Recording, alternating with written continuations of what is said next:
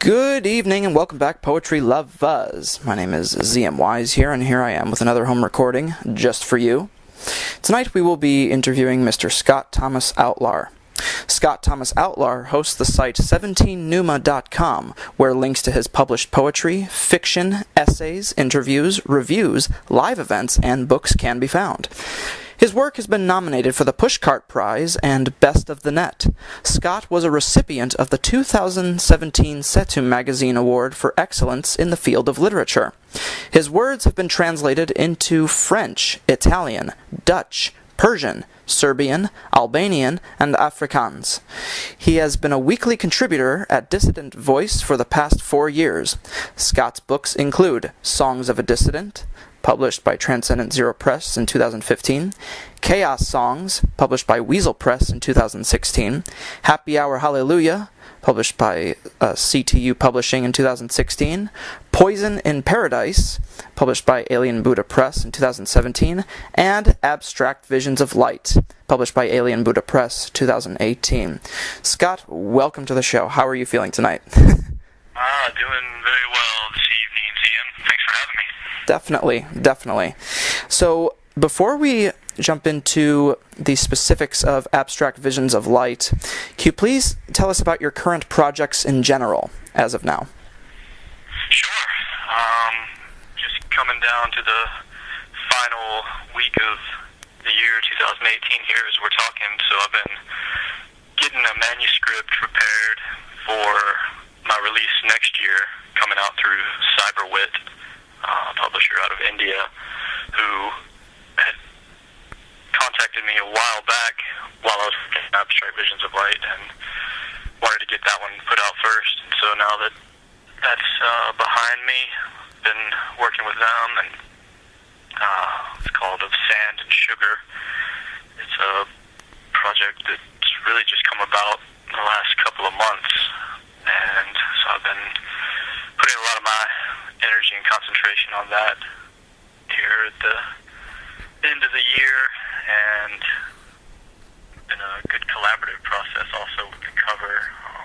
Got that done by a great artist named Misty Milwee, who really nailed the concept and the energy of the what I believe the collection is with her cover, so I'm excited about that. And then just had the epilogue written by another poet from Italy, Mahalia Melnick, and so getting that collaborative energy going on the project, as well as all the poems I've been writing here recently, have been what my main focus has been on, and hopefully get that manuscript over to the publisher in the next couple of weeks, maybe even before the new year hits, and then in the first few months of 2019, hopefully that's going to be heading people's way, and I'm really excited about that. And as far as other projects are concerned, another one that I've been focusing on a lot here over the last few months is the radio show that I host called Songs of Salah. It's done through Blog Talk Radio and my station there called 17numa Radio, and that's just been a lot of fun.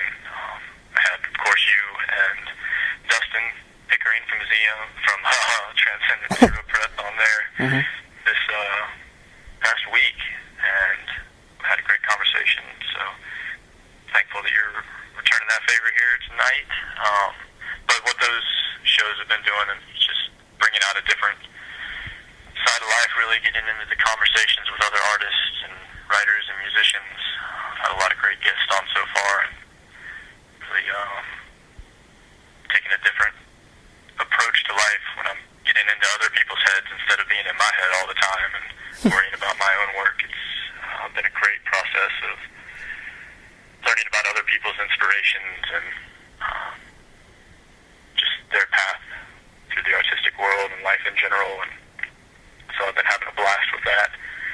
And those are the two main concentrations that I've had as far as my work's concerned, and just going to be continuing those here into the new year and carrying on into the future, see where they go, and always just writing and focusing a lot on that radio show.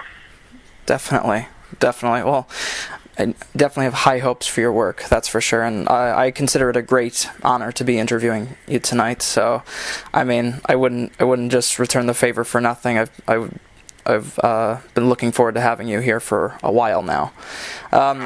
Could you please give us a little sneak preview, if you can, of Sand and Sugar? Sure. Actually, been focusing on that a lot lately, and just the process of going through the manuscript and really trying to fine-tune it, get that organic flow,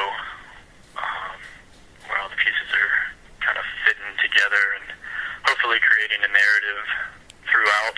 I wanted to be a little bit more, not abstract, but more dealing with emotions, imagery, trying to set scenes in the reader's head, and leaving some of it open for interpretation more than I have in other books. But then also, there's the pieces that are just more personal and that I might not put out into the regular publications that I seek. Sort of save those for the book. But as far as a preview of it, I have a poem here that was recently published at Dissident Voice, which you had mentioned in the bio, is where I've been contributing for the last several years. They have a weekly Sunday poetry page there run by Angie Tibbs, and that's really where I got my start publishing back in 2014. So still contributing a weekly piece there, and there'll be a few in the book that were originally published by Dissident Voice, and this is one that has a bit of a feel of what the collection might offer. It's called Blue Pines. I counted my stars during a dry spell in the plains. They told me to lie down in the grass, make a blanket of the leaves. Told me to build a fire in the season when the sky grows cold. Told me age is just a number until it kills you. Warm in the bones where the ache melts. Told me the trees will always love you, but they alone cannot protect from the storm. Told me that even saints will cheat when they're trying to save the soul of a sinner. Told me clocks of time are just illusions, so add another hour when you're feeling slow. I spoke to my ghost in the night with the moon hung low. They told me every choice leads to another, but don't forget to breathe. That's Blue Pines. Very chilling, Scott. Extremely chilling. Definitely. So getting into your latest book, Abstract Visions of Light, could you please explain the genesis behind it? And definitely feel free to plug it if you wish as well. Okay, yeah. Let's see, the genesis behind, I'll just start with the title, Abstract Visions of Light. It came from something that's just been in the back of my consciousness on the back burner there, sizzling for, 9 years maybe. I think it was 2009. I was having a lot of experiences with friends in Atlanta, psilocybin mushrooms actually, and the visions that were appearing on the walls at the time. I remember one night in particular just really stuck with me, the mandalas and the crystals and just the vivid colors that were speaking to me in a way that I guess no other experience has had before then, and it really created this vision into another plane almost that stuck with me for years and years and years, even I was back before I was even publishing. So the idea and the core of the book really grew out of that initial idea, and then searching for a cover with it. I had been working with Red Fox and Jay Miner at Alien Buddha Press on my last book, Poison in Paradise, and so we were going to collaborate again on this Abstract Visions of Light, and Red Fox does a lot of great abstract paintings, which sort of fell right in one of the pieces that he had with the sort of color scheme and the madness of the vision, I guess. So that really fell into place. He used his painting, and then also he does a lot of photography, some of the hitchhiking journeys that he's taken across America. And he had one set of photographs done in black and white from a trip that he had taken through Slab City out in California, which a lot of people might recognize if they've seen the movie Into the Wild. There's some scenes with that location in there. And so used a set of those photographs in the middle of the book that sort of tell a whole nother story of that trip that he was on, and then that kind of folds out into the wider aspects as best I could with the poems that were included. But they're really just poems about life, poems about the spirit, poems about searching for meaning and the artistic pursuit of trying to find inspiration and stay in that inspired spirit as much as possible. There's poems in there about the difficulties and trials and tribulations of personal relationships and relationships with family members. Some of the most important people in my life that have passed away in the last few years. There's a poem dedicated to my father in there, who passed away in 2014. And then there's also one in my grandmother's memory. She passed away back in September of last year, and the eulogy that I read at her funeral is included in this book. So there's a lot of personal pieces in there that have a lot of meaning to me, and some philosophy, I guess, thrown in there as well, or my armchair quarterbacking of what philosophy is in the world, I guess. So yeah, just sort of a wide-ranging collection, and as far as people are interested in maybe checking it out, you can find copies on Amazon through Alien Buddha Press, and also links are at my website, 17numa.com. Definitely.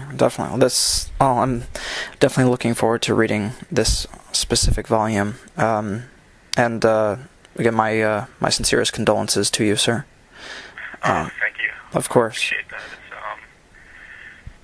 It's definitely one of the things I think that defines us, the older that we're getting, or the older that we get in life, and the people that we care about the most, having them leave our lives is really, I don't know if there's much else that defines us. At least in my case, speaking on that. So it's good to honor their memories with the poems, but then also just carry those experiences in the psyche at all times, really. There's not a day that goes by where I don't think about the people that have passed away. Of course. But especially my father and my grandmother in that sense, because they were huge proponents of my visions in life, or my quest in life, or whatever the journey is, and always being supportive. So I'm very thankful to them and to all my family. Definitely. So I appreciate that. Definitely. Yeah, nothing reminds us more of the very living and breathing concept of mortality than those unfortunate events. But they continue to inspire us even after they leave this planet. Absolutely. For sure. I know exactly what you mean. So, can you please give us a little more insight on your creative process, whether it's poetry, fiction, essays, interviews, reviews, and then sort of how that ties into the origins of 17 Yuma itself? Okay. As far as my creative process goes, I think, as a lot of poets might say, it's sort of a continual, every moment of the day sort of thing, always looking for inspiration, wake up from dreams, whatever sort of images might have been there, or ideas that were playing in the psyche that need to be examined. That can always come out in the writing, just to start the day off. And I do a lot of reading, or as much as possible, of contemporary poetry. So that's one of the things that I recommend to anyone who's writing. Just read as much as you can to stay having a particularly inspired day, you can always catch a flicker of light from one of the other great artists that's out there in this world. Maybe trigger a neuron in a certain way. So, always reading through other people's poems and the new journals that are coming out in the small press, trying to stay on top of as much of that as I can, and also being inspired by photographers and painters that I might be connected with on some of the social media platforms. So try to keep my news feeds lined up with as much as art as possible. That always triggers things. And then I like to get out in nature as much as possible as well. Try to take a walk every day if possible. And I'm fortunate because I live in an area where there are 2 separate parks within a mile from where I live. And so I can walk to either one of those on any given day, make my way into the woods, find a bench, and then do a lot of writing there. I would say that that's probably over the last several years been the spot where the majority of my writing is done, is in the woods. So really just breathing the fresh air, getting away from the computers, shutting all the technology off for that part of the day, being with the trees. I love the trees so much, and the sound of the birds. So that's just really one of my zen places in this world, I guess I would say. And that's sort of a walking meditation that I do on the way there. And poems might start forming in my mind as I'm walking on the way there. Sometimes they'll be fully realized by the time I get there, and then I'm just trying to sit down and get them on the paper before they disperse into the void. And so that's really the main focus of my inspiration, is being out in nature. And then I still write on the computer occasionally, but I like to write everything out freehand first as much as possible in my notebooks or loose leaf that I take out on the walks. And then it's coming back, typing it up, and getting it edited.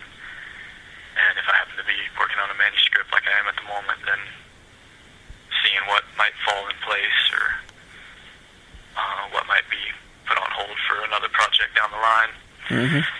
And then you were asking about the genesis of 17 Numa. Yeah, and just sort of the origins of that, and also how I've noticed that it's pretty much dedicated to the Phoenix generation, and what about the Phoenix generation attracts you and draws you towards them. Okay, yeah, good question.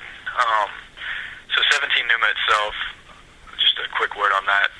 I grew up playing baseball in my younger years, a previous life almost, through high school, and so my number was always 17, and so as a way of sort of keeping that part of my identity with me as I turned from athletics into the more artistic pursuits after high school, that number 17, and then Numa is short for Numa Pompilius, who was an Etruscan king of the Romans, and my father was always really into history, especially Roman history, and so I can remember as a little child, he was having me repeat the names of these long kings like Numa Pompilius, and some of the earliest memories I have, actually.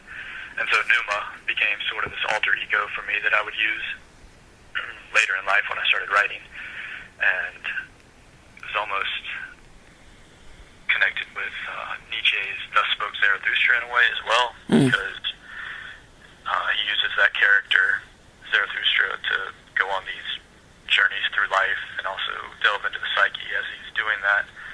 And so I sort of created my own Zarathustra character in a way with Numa, and wrote a couple of novels called The Awakening of Numa and The Silence of Numa, which I haven't sought to publish yet, but that was sort of where I really started writing and learning how to, was through that character.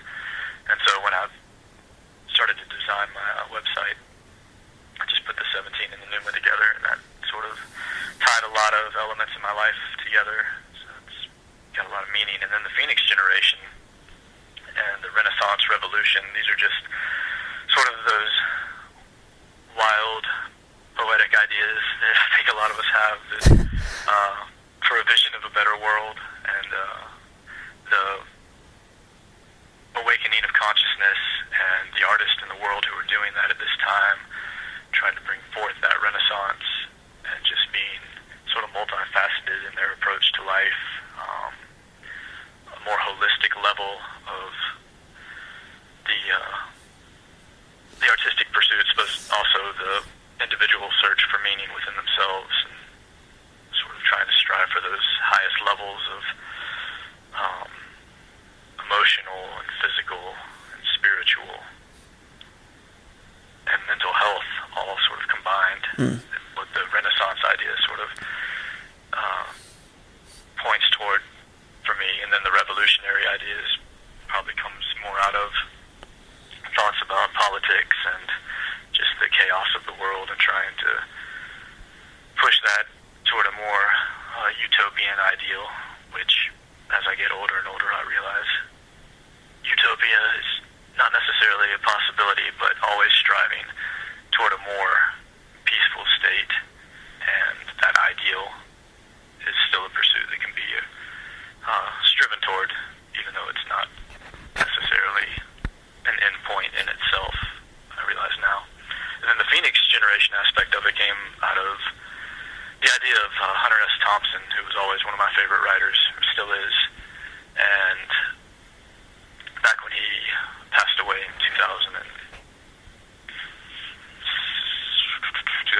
I believe, I remember this whole concept he had of, out on his farm in Woody Creek, Colorado, wanted his ashes to be put into this huge cannon and shot off into the air over his property, and that a lot of his friends ended up putting on some sort of crazy party after his death and fulfilled that realization. And he was always one of my heroes, and so that idea of his ashes sort of dispersing, and then the Phoenix generation would be what sort of rises back up out of those ashes as they landed.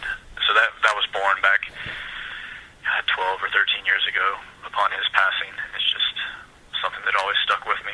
So I've just sort of combined all those ideas, different phases of my life, and sort of cemented them all together. That's beautiful. Absolutely beautiful. Yeah, I remember reading about that that particular ceremony, and I can't remember if Johnny Depp was the one to launch the cannon or operate it or whatnot, but I know he was heavily involved, or he at least funded some of it. Yeah, he definitely was the one that I think spearheaded it and made that dream come true for Hunter after their wild antics on that Fear and Loathing Definitely Las Vegas movie. What? One of my all-time favorites. Oh, it's a classic. It's timeless. What did you think of that interview between Hunter and the Hell's Angels? Are you talking about the one on YouTube where it's in black and white? Yeah, I believe it's from the late 60s. Yeah, I've seen that one before. That was after they had roughed him up and everything. That's right. That Hell's Angels book. And that was a wild interview because he has to confront the people that basically kicked his ass. Exactly. On live TV. So, oh my gosh. Yeah, what a life he lived. Oh, indeed. What a dream it would be to interview him as well. Yeah. Probably be on that list if I had to. That if you had 3 people at dinner type of thing. Yes, yeah. Oh, that would be so cool to hear him on Songs of Salah.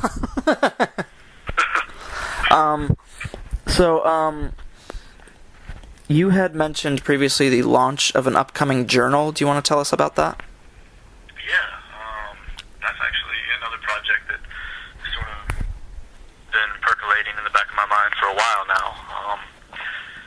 And I eventually want to open up 17 Numa Press, and so the way I'm going to get the ball rolling on that is I'm going to launch an online journal in 2019. It's going to be called Happy Hour Hallelujah, which was also one of my books, but I like the energy of that for the online venue, and going to be publishing poetry, short fiction, and photography and paintings. So, and really art of all sorts. It's hopefully going to take on a life of its own once it gets going, but the sort of bedrock idea behind it right now is for that. And I'll be doing interviews there as well, and just things of that nature. So looking to get that rolling. In the first few months of 2019, it's still not completely ready to launch at this point, working on the design of the website, and then I'm going to start getting the guidelines together, and I'll advertise that more, and really looking forward to diving back in, because it's been a few years, or a couple of years, since I've been an editor at any journals. I wanted to take some time off from that, but back when I was doing it, that was another way to stay inspired and just really meet a lot of cool people that way. And so I'm looking forward to getting back into that. And then once the online journal gets rolling, I'll start doing some themed anthologies in print.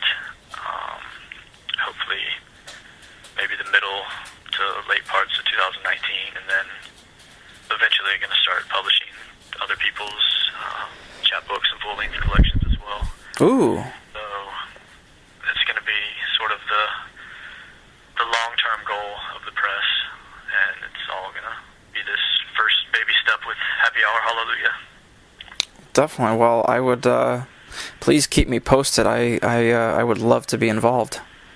Yeah, absolutely. Well, when things get rolling along, definitely hope to see some work from you. Oh, you know it, sir. Great. So, besides Hunter S. Thompson, this is sort of a two-part question.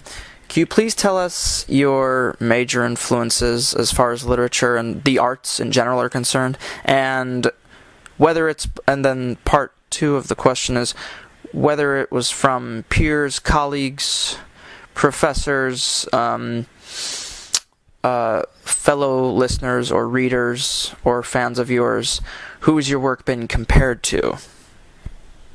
Okay. As far as the inspirations go, I'll start with before I was publishing and really in the contemporary scene, because these days it's all, my focus really is on the people that are putting so much great work out these days. But sort of what built me up in the early years was actually comic books. I think that's how I got introduced to art and writing in a lot of ways. And so there were some writers like Joe Casey and Jim Starlin, were two of the big ones, Sam Keith, so many others, but I like to just mention that comic books were a big influence in the beginning. And then when I started reading the more heavy literature, like I had mentioned, Hunter S. Thompson, Henry Miller is one that sticks out as being a big influence. Nietzsche, as far as philosophy goes. Joseph Campbell has been a big hero of mine through the years with his scholarship and just genius when it comes to mythology and psychology and sort of finding our own inner meaning and our quest in life. There came a point where I really got into researching a lot of the conspiracy theories and diving down a lot of rabbit holes, and that led me to people like, I wanted to mention Michael Tessarian, who is one of the biggest influences maybe currently as far as a modern day philosopher, and really enjoyed watching hundreds of hours of his work, probably interviews and whatnot. Terence McKenna is another one that falls into that vein as far as sort of with this YouTube platform that we have these days, can just get lost and listening to lectures and that sort of thing. So those are some influences on that vein. One of my favorite poets is Alan Britt as far as contemporary work is concerned, and just so many friends that are publishing these days. Heath Brocker is a big influence. Don Villequez, Ryan Quinn Flanagan. I think one of the hardest working supporting poets in the small press, which is something that inspires me as well. To just always continue to be as productive as possible and always be working hard. And so there's a handful of them on that range. Musicians grew up listening to the grunge of the 90s, Nirvana and Pearl Jam, Silverchair. Daniel Johns definitely a big influence. Maynard James Keenan of Tool and A Perfect Circle. Then with the second part of your question, who have I been compared to? I don't know that anything really comes to mind off the top of my head right now that I can point to. Nothing's really popping up that I'd be. People make comparisons sometimes, but they're so outrageous that I don't even feel like I'm worthy to say those sorts of things. So I'll leave that question, I guess. Fair enough. What is your personal opinion as far as like what is considered good literature or visual art or music? Like, in your opinion, what makes good creation? That's an interesting question, because everyone's an artist in some way. Mm-hmm. So life itself is pretty much art. So what makes good art is, in a way, that it is speaking from whoever that individual's core self is. It's speaking to their authenticity as a person, and is it bringing forth what their most intense and connected aspects of consciousness are meant to in this world? Is their art fulfilling their mission? And if it's doing that, then it's going to resonate with other people. And so that's a pretty grand scale to judge something on, I guess, because that's a little too big. But I think that draws me to it. I can sense if somebody's really put their full heart and soul into that, and it's sort of pulsing outward into their creation. So I think there's almost an energetic charge that the energy has, or that the art has. But just the act of creation itself, like I'm not the type of person that's going to put down anyone or really even critique anyone. Even in this like modern day of Instagram poetry, or just where everyone can write a poem and put it out pretty much anywhere. Everyone's just trying to express themselves, and so I don't have any judgments against that. I know a lot of academic circles frown down upon those sorts of things, and I'm just not into that. I'm into anyone doing what they feel driven to do and inspired to do that might bring them relief if it's just therapeutic, so be it, or if they're trying to express something to other people. Have at it.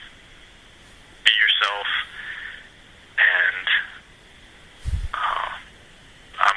I'm with it. I'm with them. I'm with the process, and I just want to encourage people to continue to put out their individuality, because we're in a world where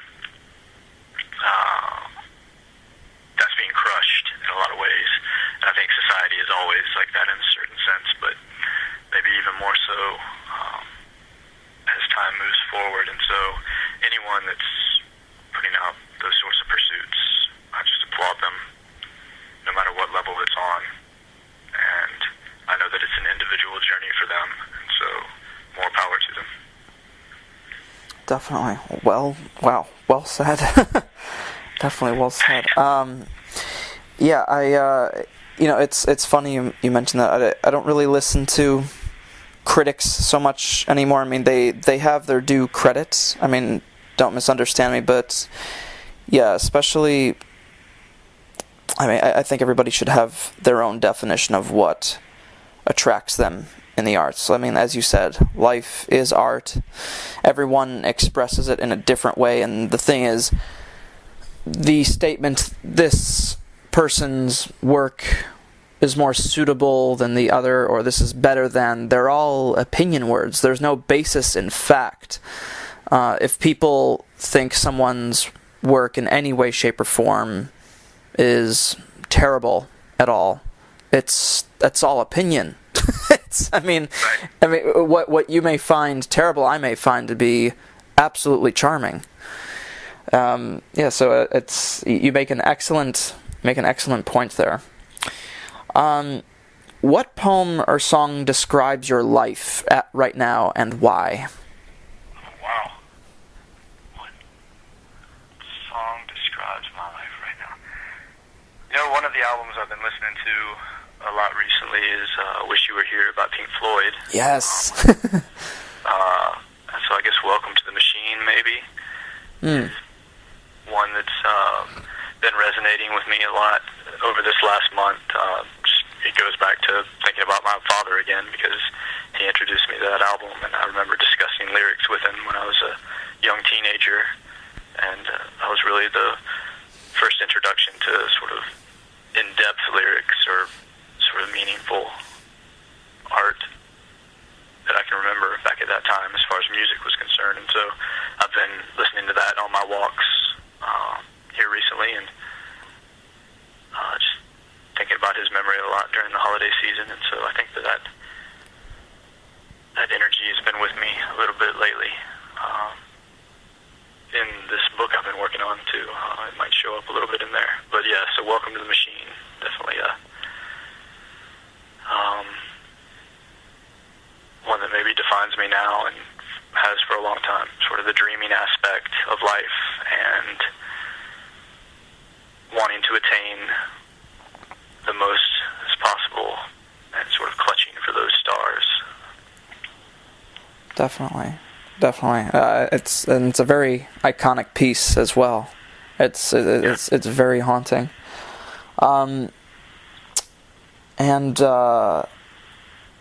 Out of everything you've released, what book stands out the most to you and is most precious to you? Well, there's a couple ways I could answer that, but I guess I'll go back to the first one, which you and Dustin put out through Transcendent Zero Press, which was Songs of a Dissident, because that collection, first of all, was the first book I'd ever released, and I was just learning about the small press and the communities of poets, and so I was sort of wandering blind, and so it was just a great experience to connect with you guys at TZP and have that first collection come out. Such a smooth process, and it was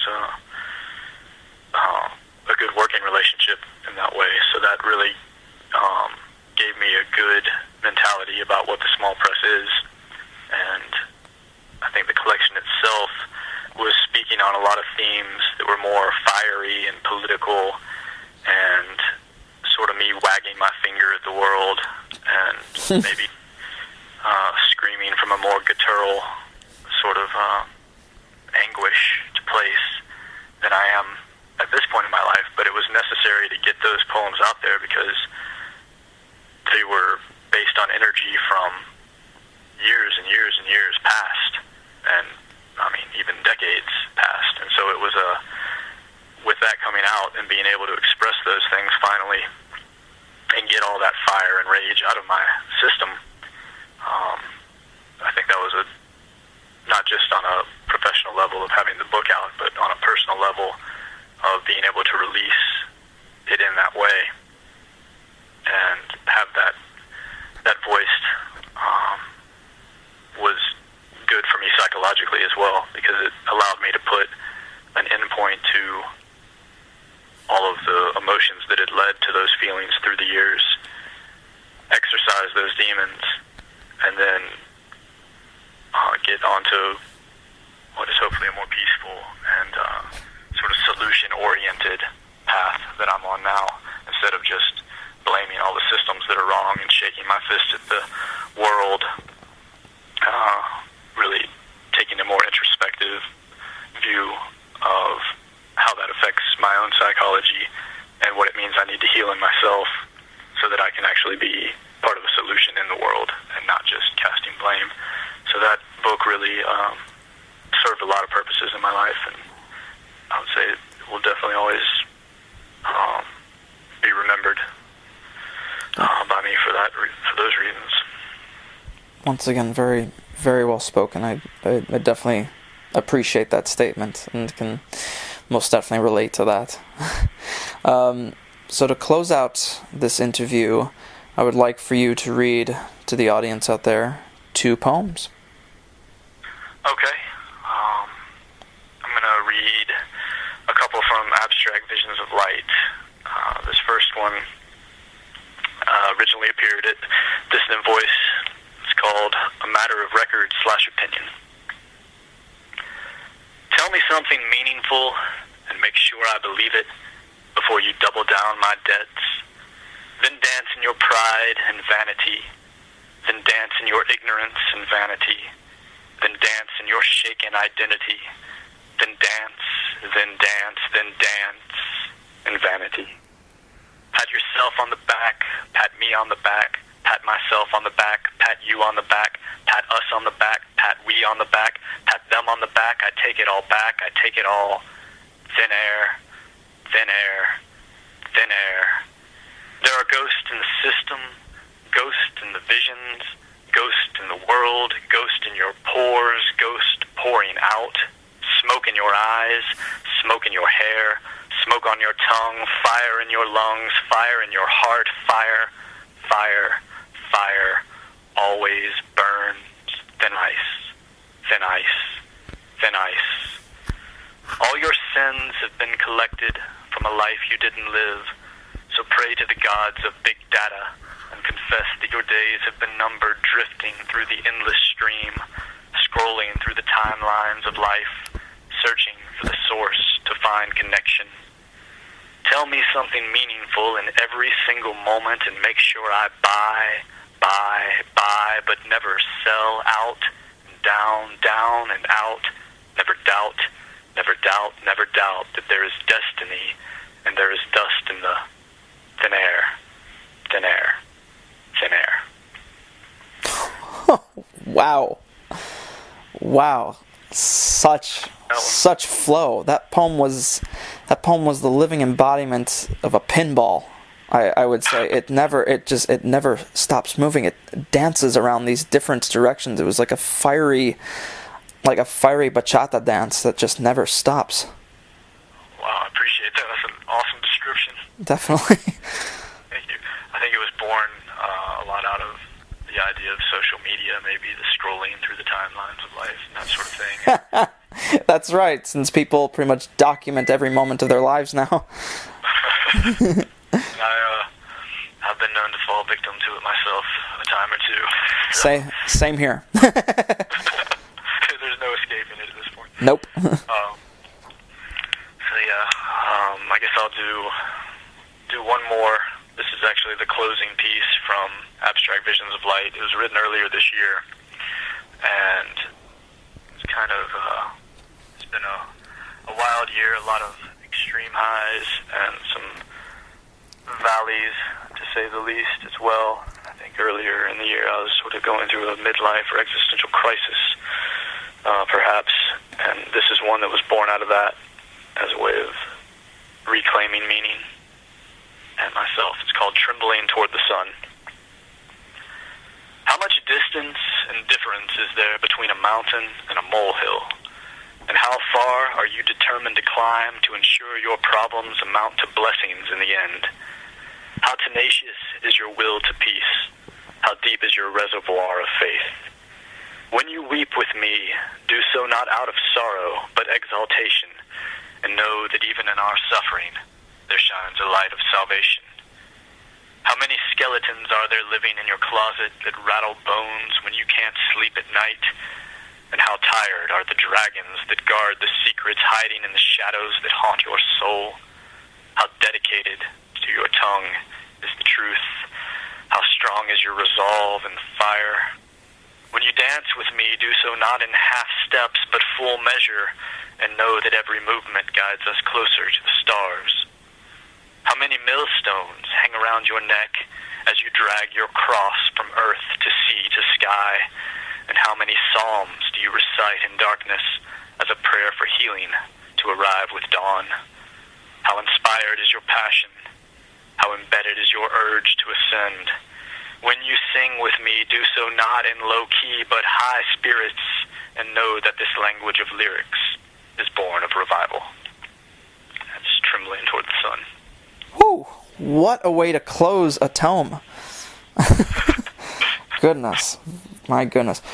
Well, it appears that we have reached the conclusion to this interview. I would like to thank you, Mr. Scott Thomas Outlar, for appearing on my, well, I guess unnamed show. But thank you very much for being the other half of this interview and just teaching us more about who you are as a creator and about your work. And you lovely people can catch can catch Abstract Visions of Light, published by Alien Buddha Press, and it is available on Amazon.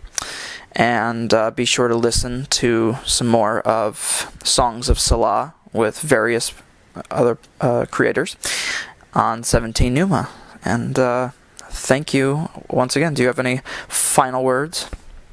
I just want to say huge gratitude of appreciation to you, ZM, for having me on, and happy holidays, Merry Christmas, and Happy New Year to you and all your listeners. Thank you very, very much, and a happy holidays to you too as well, and have a wonderful New Year, Senor. Thank you. Poetry lives, long live the arts. Thank you very much.